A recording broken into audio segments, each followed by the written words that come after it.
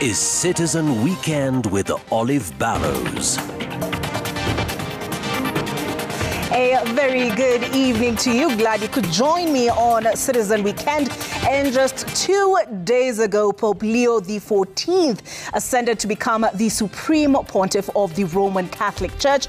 And with these panelists, we'll be looking at what his homily signified when he talked about evangelizing even to believers who are practically atheists. What of his influence on the world stage? What of the tension between the conservatist side and the progressives? We get into all of that, but as is the custom, we begin with the highlights.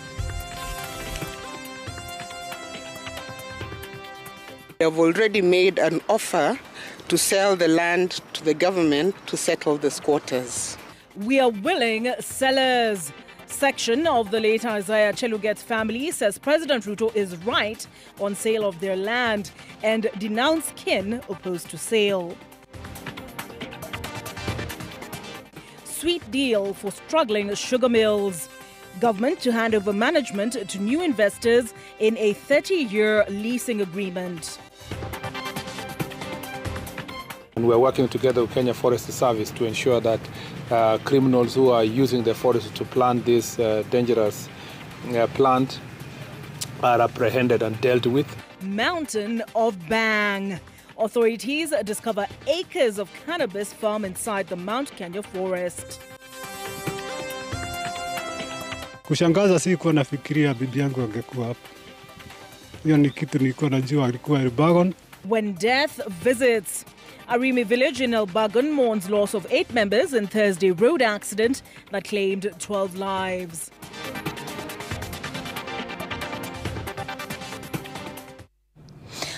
Our sign language interpreter tonight is Yula Nzale.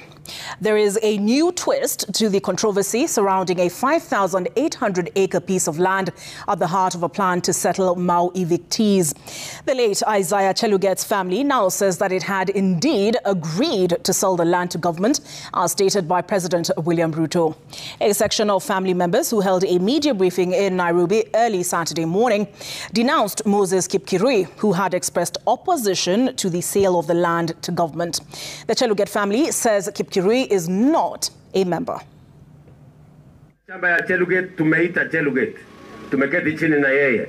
Tumekubaliana. A day after Moses Kipkirui Cheluget dismissed President William Ruto's claim that he had consent to buy the 5,800-acre property for Mau evictees. Thank you for coming. A new twist has emerged after another family faction led by former PS and Ambassador Nancy Kirui Cheluget insisted it was in talks with the government to sell the land. We wish to confirm that we have met on several occasions with the President's representatives, namely the PS for Lands, the Governor for Narok, and the Director of Settlements. The Nancy Kirui-led team urged the public to ignore Kipkirui's claims, insisting he's not part of the talks, nor the late Cheluget's son. And we have already made an offer to sell the land to the government to settle the squatters. Kipkirui had questioned the transparency of the process, alleging that a section of the family was sidelined. Na tujui wanafanya negotiation na nani kwa hii familia.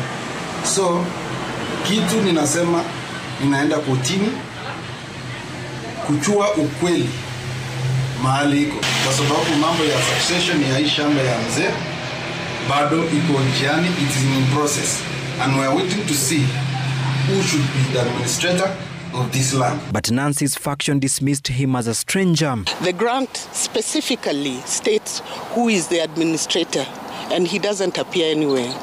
So I would rather not recognize him in the sense that he actually is a stranger. We therefore wish to ask the members of the public to ignore any other persons purporting to speak on behalf of the family.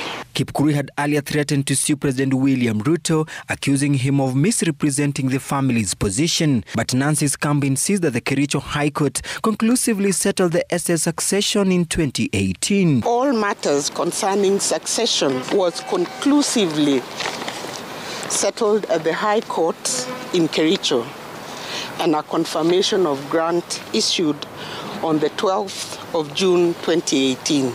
Moses Chelugate. While Kipkurui says he won't respond to the family faction that spoke on Saturday, he maintains he'll challenge the deal in court. Hiyo shamba tutanunua kama serikali. The latest standoff comes days after President Ruto, during a Narok South tour, announced a deal had been struck with the Chelugut family. Chamgei! Willie Lusige, Citizen TV, Nairobi. The government has committed to pay the 5.6 billion shillings arrears due to sugar factory workers following the unveiling of 4 investors to take over the factories for a period of 30 years. In a statement by Agriculture Cabinet Secretary Mutahi Kagwe, the payment will be made in phases, with the workers handed a 12-month cushion for job security. As you'll hear now from Laura Otieno, the current leadership of the 4 factories today furnished their respective investors with the necessary documents, even as the government rubber-stamped its ownership of all assets, including parcels of land attached to the sugar factories. 10 years after Parliament approved the procurement of state-owned sugar mills, the Ministry of Agriculture has publicized the names of the 4 investors set to take over the mills for a period of 30 years. In a memo dated 9th May 2025, the leadership of the Sony Sugar Company, Nzoia Sugar Company, Chemelil Sugar, and the Joint Receiver Manager of Muhoroni Sugar Company were directed to hand over reports and documents to their respective lessees at 9 a.m. on Saturday. The awarding of the lease had received opposition from certain stakeholders, decrying lack of participation. Under the deal, 5.6 billion shillings arrears owed to workers and staff of the 4 factories will be paid by the national government in a staggered plan beginning July 2025 through to 30th June 2026. On the job security of the workers, the document states that there will be a 12-month transition period within which the lessees shall evaluate the workforce and determine the criteria for retention of current employees. It will be voluntary basis, so nobody will be forced to leave. If you feel you want to stay with the new employer, you will continue. If you feel you want to leave, then you will be paid according to the package. CS Kagwe also clarified that the leasing agreement has barred the investors from acquiring or selling public land and that all assets belong to the national government. The proceeds from leasing the assets will be collected by the newly established Kenya Sugar Board for reinvestment to communities as well as sugarcane development. When the management, more so the CEOs, were allowed to carry out the last inventory, they included those infrastructures, so that if the company has been supporting the schools, then these new people must also continue with the same. That those are part of the assets they have taken over, and they cannot wish away any of those. Under the plan, West Kenya Sugar Company will take over Nzoia. Kibos Sugar and Allied Industries Limited will be in charge of Chemelil. Sony Sugar Company has been leased to Busia Sugar Industry, with Muhoroni Sugar Company, which is under receivership, leased to West Valley Sugar Company, all for a period of 30 years. Laura Otieno, Citizen TV. The Ministry of Education has dismissed appointments made by the chairperson of the Council of the University of Nairobi, terming them illegal. The appointment that designated Professor Francis Muller as the substantive Deputy Vice-Chancellor, Academic Affairs and Acting Vice-Chancellor of the University of Nairobi. As Mary Mwoki reports, the recruitment exercise at the University of Nairobi to fill the Vice-Chancellor position and that of the Deputy Vice-Chancellor has been marred in controversy, leading to withdrawal by Professor Bitangen Demo earlier this week. The University of Nairobi has been rocked by leadership disputes for nearly 2 years, with the latest chapter unfolding this week. On May 5th, 2025, the University Council, chaired by Professor Amukoa Anangwe, announced the appointment of Professor Bitangen Demo as Vice-Chancellor and Professor Francis Jakim Muller as Acting Vice-Chancellor and Substantive Deputy Vice-Chancellor for Academic Affairs. But in a stunning move that's rare in public service, Professor Ndemo, Kenya's ambassador to Belgium rejected the appointment, citing a lack of transparency and procedural irregularities. In a statement, he said, and I quote, "I dissociate myself from this unprocedural process and have withdrawn my candidacy." Ndemo's withdrawal exposing the leadership wrangles at the university and prompting the Ministry of Education to wade in, with Principal Secretary Dr. Beatrice Inyangala declaring the appointments illegal and singling out the University of Nairobi Council chairman. In a press statement, she said that no consultations were held with the Cabinet Secretary. She further says no council meeting was ever convened to discuss and make decisions on appointments prior to the issuance of the purported letters. The purported appointments are a clear usurpation of the role of the council, contrary to the provisions of the Universities Act of 2012. Dr. Inyangala further noted that no University Council meeting was held to approve the appointments, rendering them null and void. The ministry has reinstated Professor Margaret Jesang Hutchinson as acting Vice-Chancellor and clarified the acting roles of other Deputy Vice-Chancellors. Professor Ayub Gitau will act as Deputy Vice-Chancellor of Academic Affairs, while the Deputy Vice-Chancellor Research, Innovation and Enterprise is Professor Francis Mula. The Deputy Vice-Chancellor Human Resource and Administration will be held by Professor John Demesi Mande, and Professor Jackson Malu will serve in acting capacity as the Deputy Vice-Chancellor for Finance, Planning and Development. This saga follows months of turmoil, including the controversial exit of former Vice-Chancellor Professor Stephen Kiama in 2024. Education Cabinet Secretary Julius Ogemba promised to resolve the crisis within a week, but with the wrangle the subject of a court case, the path to stability remains unknown. Mary Moki, Citizen TV. A family in Bula Mzuri village, Garissa County, is in distress following the abduction of one of its members. 35-year-old Mohammed Ahmed Noor by people suspected to be law enforcement agents Friday morning. The alleged abductors jumped over a barbed wire fence and gained entry before disappearing with Mohammed in a Land Cruiser. I beg your pardon, Land Cruiser. Take a look. This family is devastated and overwhelmed. They seek answers following the abduction of 35-year-old Mohammed Noor. The uncertainty of his disappearance has left them in deep anguish, struggling to cope with the fear of the unknown. Nikafungua mlango, waliingia ndani, nikaulizwa wewe ni nani? Kasema mimi ni Sadiq. Wakaniuliza mwingine alikuwa nalala na mimi pia, huyu ni nani? Nikasema ni Faisal, na mwingine pia nikamwambia jina. Wakaniambia funga mlango, hatuna shida. Ruto ametuambia hakuna abduction. Na mpaka sasa tunaona abduction. Tafadhali kama kana mtu yeyote amekosa makosa, tunamtaka wapeleke nini jela ama mahakamani, tujue kitu. They claim men who introduced themselves as police officers attempted to forcefully gain access through the front door. After they failed, they jumped over a barbed wire fence and entered the house and took Mohammed Noor, disappearing with him in a Toyota Land Cruiser. Jamaa hata hakuwa Garissa hata siku nyingi, alikaa hapa siku 4 na akiwa mfugaji huko Badia. Kukuja tu hapa kwa mgonjwa tu kwa kujitibu, kikosi cha askari wanamkujia usiku na kumchukua bila sababu. Na mpaka sasa sisi hatujui yale how things are going, na jamaa alifanya makosa gani. And we will go to the streets demanding the release of those people who have been abducted by the government of Kenya. They must be released without fear or favor. This comes a day after Interior CS Kipchumba Murkomen announced that security apparatus in the country are on high alert following recent attacks by militants in northern Kenya and Lamu County. Our police officers, our security agencies are in full control of our security at the border.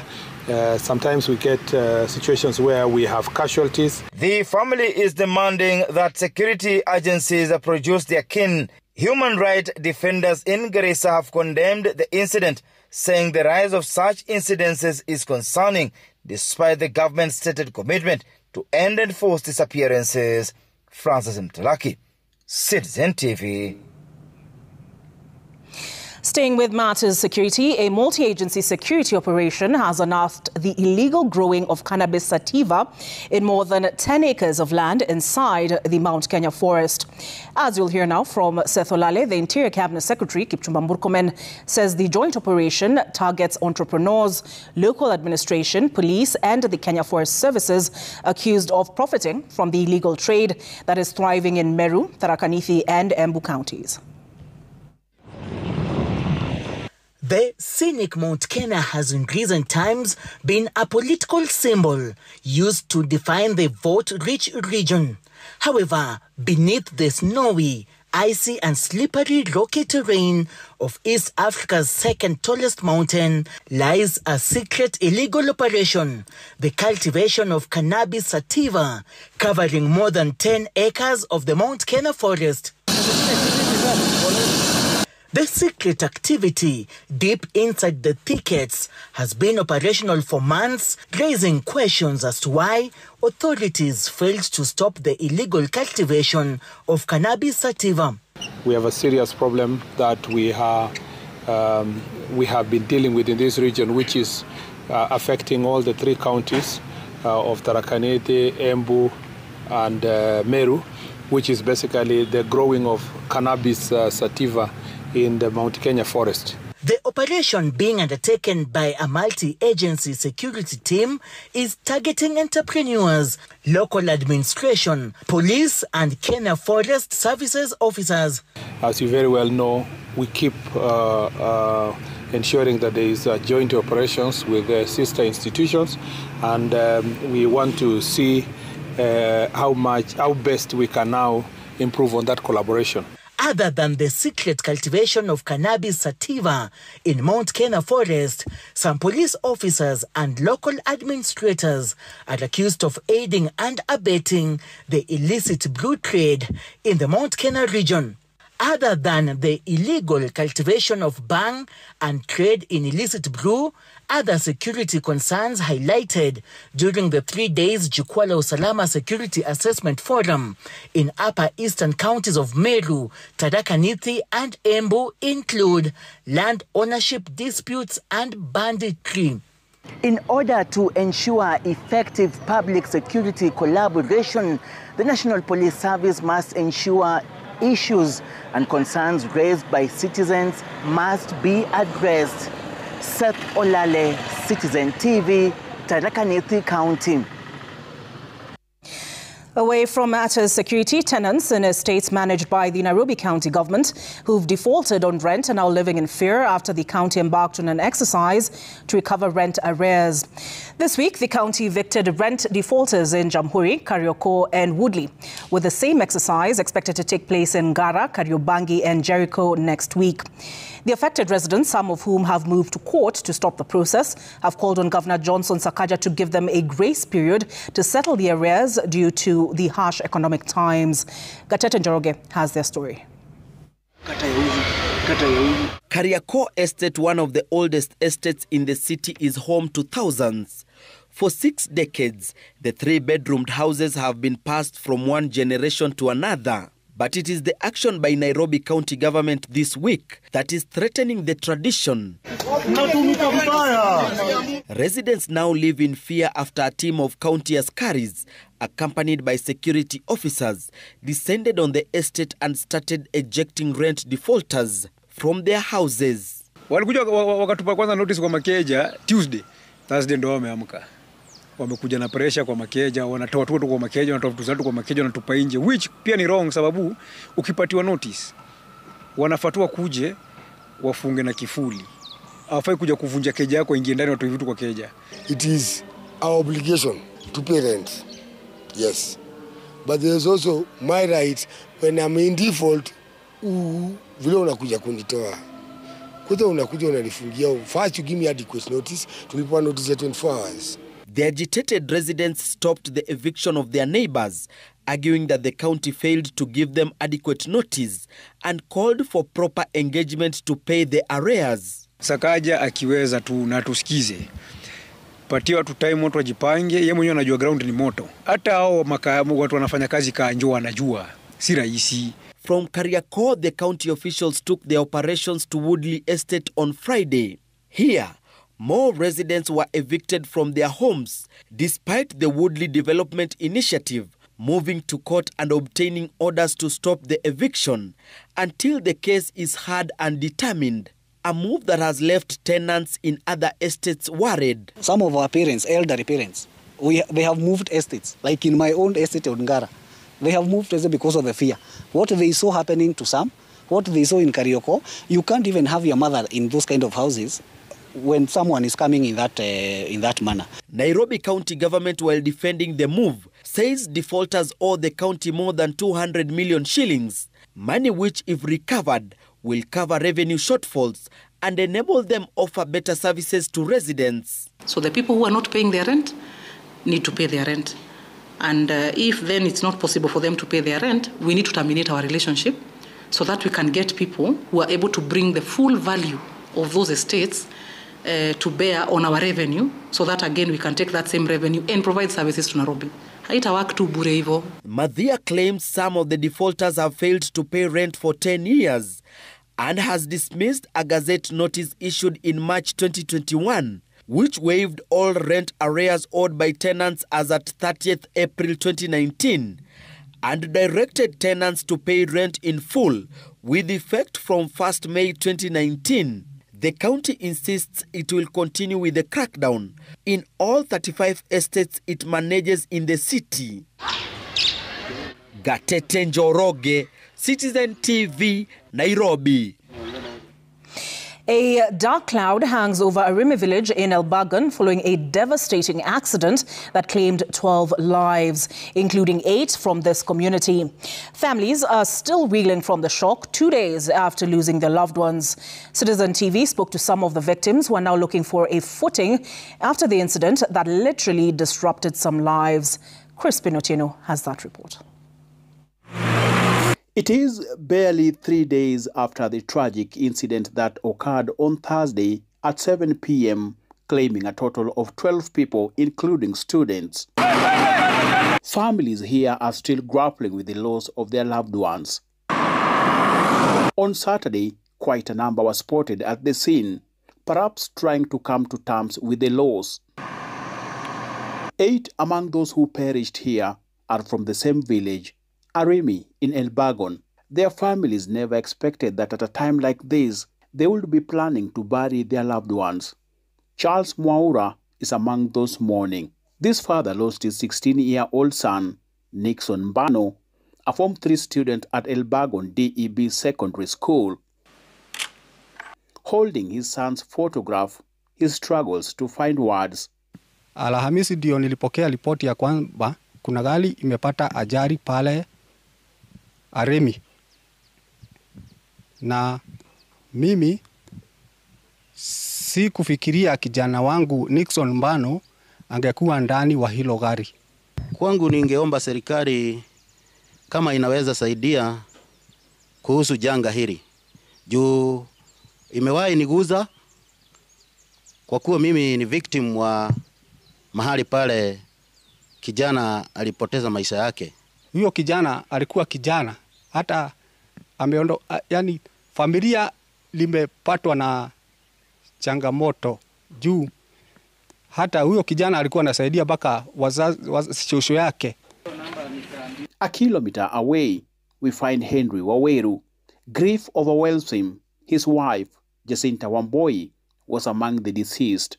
Ironically, Waweru was part of the rescue team, unaware that his wife was among the victims. Kushangaza, sikuwa nafikiria bibi yangu angekuwa hapa. Hiyo ni kitu nilikuwa najua alikuwa Elbagon na nilikuwa naona hawezi shikwa na mkasa. Kwa hivyo sikufikiria. Lakini nilikuwa na nikaona watu wananiangalia, lakini hiyo nikatupilia banda bali. Siwezi amini. Wamboi was returning from a colleague's funeral, accompanied by 3 others, when tragedy struck. In the same village, Peter Kamau is at a loss after losing his wife that day. He now faces the challenge of caring for their 6-month-old child alone. The shock still evident. He was unable to utter a word. As funeral arrangements proceed, many families are struggling to cope with the burden of organizing them. Crispin Otieno, Citizen TV. What a tragedy. Lawyer Erastus Edung Ethekon's nomination as the new chairperson of the Independent Electoral and Boundaries Commission has been warmly welcomed by the people of Turkana, where he hails from. Residents have expressed their gratitude to President William Ruto for this historic and unprecedented nomination. The nomination sparked celebration across Turkana County, with locals viewing it as a sign of inclusion irrespective of their regional or ethnic background. Citizen TV visited both Ethekon's home and his former workplace, as you'll hear now from Melita Oletenges. Songs echoed through the sun-baked streets of Lodwar, hands waved in the air, and faces glowed with joy under the sweltering heat. Hours after President William Ruto announced the nomination of lawyer Erastus Edung Ethekon as the new chairperson of the Independent Electoral and Boundaries Commission. In a region long relegated to the periphery in the distribution of top jobs, for the locals here, Ethekon's rise is a bold stroke to bring inclusion and a loud statement of trust. That every Kenyan, regardless of their ethnic or geographical background, has a place in shaping the future of our nation. Turkana County, like other marginalized regions in Kenya, has often faced exclusion in key national appointments. In Ethekon's home in Tobong-Lore village, the house stood still and deserted, evidence of a man who had moved on to higher duties. A lone security guard greeted us. The family was away, likely preparing for the responsibilities that now lie ahead if Ethekon is approved by Parliament. It has happened. And that is the same thing of saying, when Jesus was born in Nazareth, nobody knew that something good can come from Nazareth. And we want to say this Turkana is the Nazareth, and there are good things here. Before the national spotlight found him, Ethekon worked at the office of the county attorney in Turkana for 7 years. His former colleagues speak of a humble, driven man who helped lay the foundations of the legal and development framework in Turkana County. Kulingana tabia, Erastus ni mtu ambaye anapenda watu sana. Wakili Edung ni mtu ambaye ana heshima kwa kila mtu, kuanzia ule mdogo hadi ule ana cheo kubwa katika afisi yake. Sisi ilikuwa iko kando kando. Leo kwa hiyo kijana yetu Erastus Ethekon tuko ndani. In Erastus Ethekon, the community sees not just a son, but a symbol of trust and inclusivity.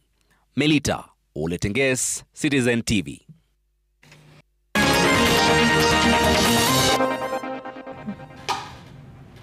Thank you for staying with us on Citizen Weekend.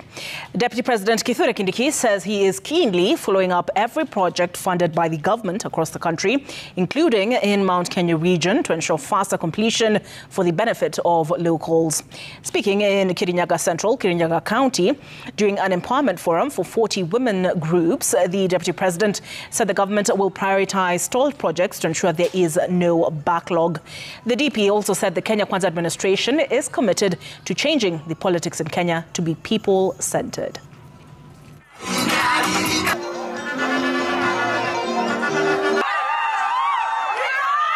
Tumesema tutabadilisha siasa ya Kenya.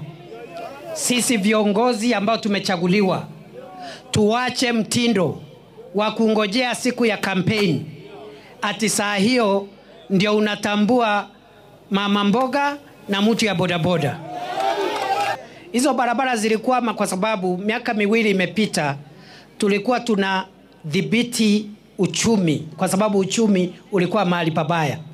Ndio maana tumewaambia vile naibu wa rais amesema, sisi hatujakuja siasa, na najua kuna wengi wanatarajia ati tukija Kerugoya, tukienda Nyeri, tukienda Kiambu, tukienda Kericho vile tulikuwa jana, tunaenda kupiga siasa. Sisi tunaendesha mpango wa kazi wa bottom up economic transformation agenda ile tulipromise watu. As Kenya rolls out the CBC curriculum, there is a global stage that is hard to ignore, Technofest in Turkey. It's where students and young innovators compete in robotics, aerospace, and next-gen tech. It's hands-on learning on a global scale and a glimpse into the future of education. Here is your glimpse.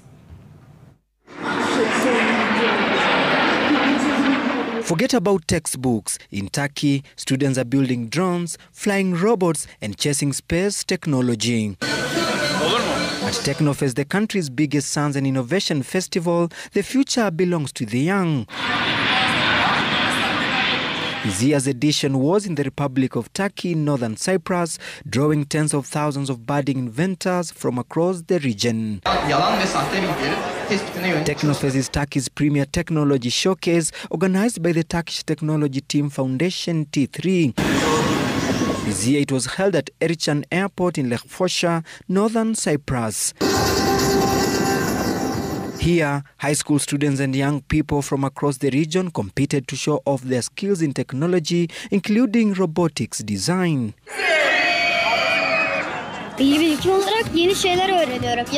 I am learning new things from the program, from structure to collaboration. You can learn something new in every area. I also believe it helps to build habits and systems that will contribute in the future. Our main aim is to obtain the new startups, to grow with new startups in our country, since we believe that the new ideas. Turkey has specialized in aerospace technology, including the development of fighter jets. And not just building them, but testing and operating them with precision. The founders of the Technofest T3 say they plan to expand globally. Our 5-year strategic target, we want to organize the Technofest in Africa. Wow. So when you see what's going here, it's like they're using the emerging technologies. And I believe that we should try all our best to be more digitalized than how we are. And if they'll choose Africa and perhaps Kenya, CBC students will have a rare chance to compete, learn and get inspired by cutting-edge technology. Technofest was founded in 2018, starting with more than 20,000 participants. This year, more than 47,000 applicants from 22 countries registered, with more than 1.6 million participants. Willie Lusige, Citizen TV. Mulembe FM listeners were last night treated to a music festival at the KICC. The event brought together members of the community for a night of celebration.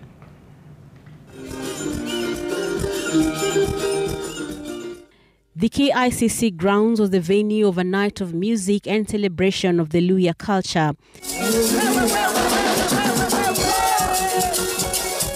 Under the auspices of Mulembe FM, a selection of top Luhya artists such as Emmanuel Musindi, Freddie Akivambo and Vincent Ongidi brought out their best to the enjoyment of those who had gathered at the venue right in the heart of Nairobi's central business district. Tonight, Mulembe night, we are just celebrating the Luhya culture, Luhya food and everything.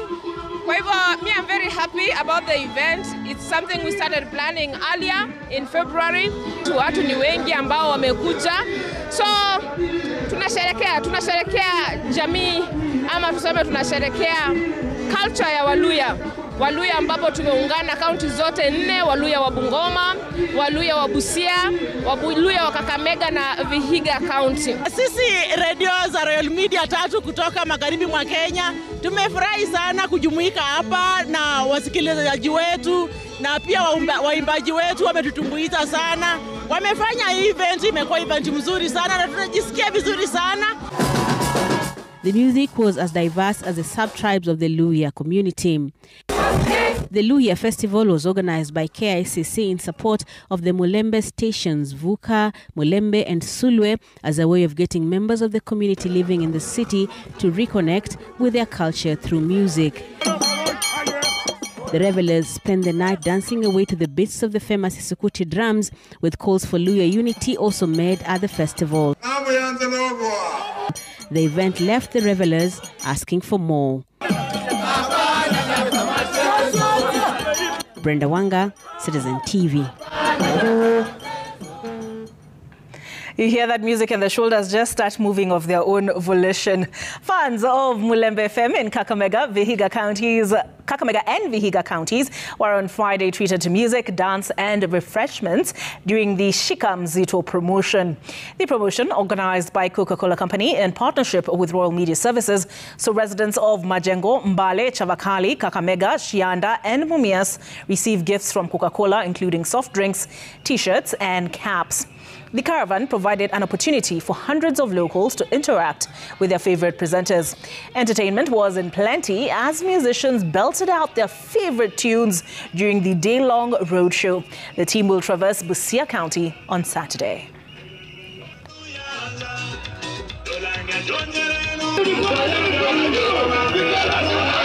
Mzito tunasema ni 500 ml, tumeshukisha bei kutoka shilingi 60 mpaka shilingi 50. Ukifika pale dukani, kumbuka ni ofa ambayo ni ya muda peke yake, inakamilika mwezi wa June mwishoni. Kwa hakikisha pale una take the chance, unakamatia Mzito, unashika pale Mzito yako. Na siku ya leo tuna furaha kubwa sana kwa maana ni siku ambayo tumekuja kukutana na wasikilizaji wetu na mashabiki wetu katika maeneo ya Vihiga, maeneo ya Kakamega, na bado tuna safari tunaendelea mpaka maeneo ya Busia, tukiwa na sababu moja tu ya kuambia ya kwamba Coca-Cola sasa imetupea nafasi ya kukunywa soda kwa bei rahisi sana.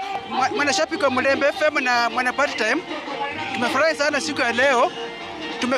Tumetembelea na wana Coca-Cola, tumekunywa soda, tumecheza, tumefurahi sana.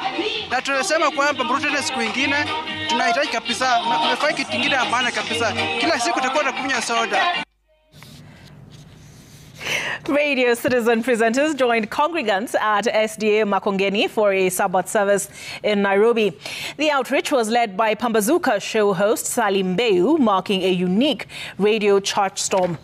This time embracing the Sabbath experience on a Saturday rather than the usual Sunday tradition.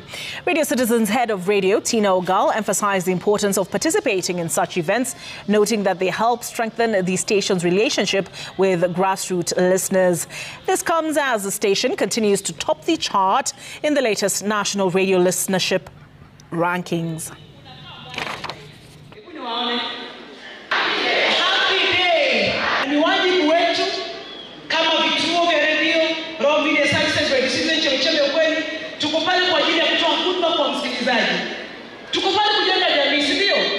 Kwa sababu sisi ndio kanisa leo hii, ndio kesho tuko ofisini. Royal Media Services, naweza sema kwamba wao ni number 1. Wamefanya kazi katika ndani ya Kenya na nje ya Kenya. Tumekuwa tukitembea katika makanisa mbalimbali na pia ndugu zetu wa Sabato hatujawaacha nyuma, na ni kitu ambacho kwamba cha kupendeza. Wow. I don't have words to express. I'm really happy, extremely happy. Na tunafurahia kwa siku hii ya leo kwa sababu ya Radio Citizen imefanya hii event ikafanikiwa, hii event ikakuwa live and smart.